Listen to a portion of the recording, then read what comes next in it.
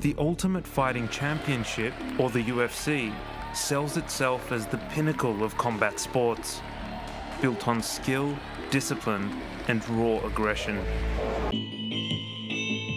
I think organized violence is one of the most beautiful things there is. You can punch, kick, knee, elbow, take a shin to the head. These people are wired differently than the rest of us. I feel like it's something that I'm like addicted to. I'm thinking like brutal damage over and over again. I don't care if I get knocked out or choked unconscious. I'm not scared of the outcome. I love violence. It's the only place that I feel calm. The UFC has been valued as a $12 billion business with hundreds of millions of fans around the globe. Fighting, blood, guts, glory. I like seeing people bleed and get knocked out. It is a beautiful sport. It is a violent sport. It is a dangerous sport. It's now at the heart of the Make America Great movement. We live in a world where the President of the United States is a close friend and associate of the President of the Ultimate Fighting Championship. I cannot believe I'm even uttering those words. The UFC champions free speech. If it wasn't for the lack of freedom of speech and gun laws here, I could see me living here. But shuts down its critics.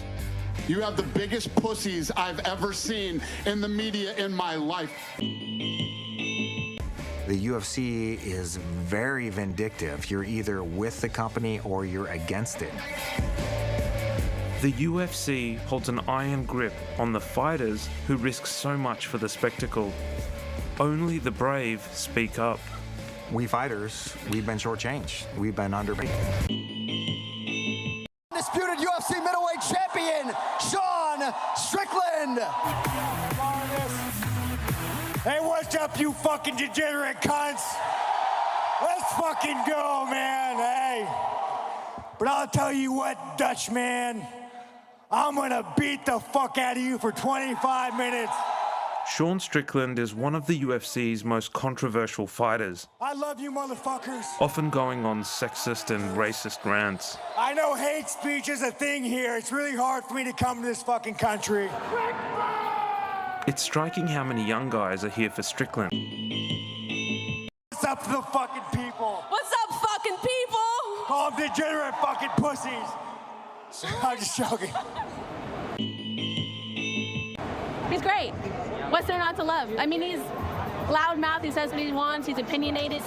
He's not cookie cutter, he's not gonna sugarcoat anything, he's gonna tell you exactly how it feels, and if you like it, you like it. If you don't like it, you don't like it, you know? Many fighters who've given their lives to the company are doing it tough. They're treating it like a business while trying to get me to consider it as a passion, something that I should just be doing for the love of it. We fighters, we've been shortchanged. We've been underpaid. We deserve better. I'm pissed, and this isn't. You know why you didn't get paid enough? Because you didn't fucking deserve it. That's why. The guys who actually bring all the value are the ones who make all the money. This is my company. Who the fuck are you to tell me how to pay my people? How would you... The UFC is very vindictive. You're either with the company or you're against it. He's among the few who've stood up to the company. I've been called a scab. I've been called a sellout by fighters that I respected. I was more than happy, willing to stand up and fight for what I believe in.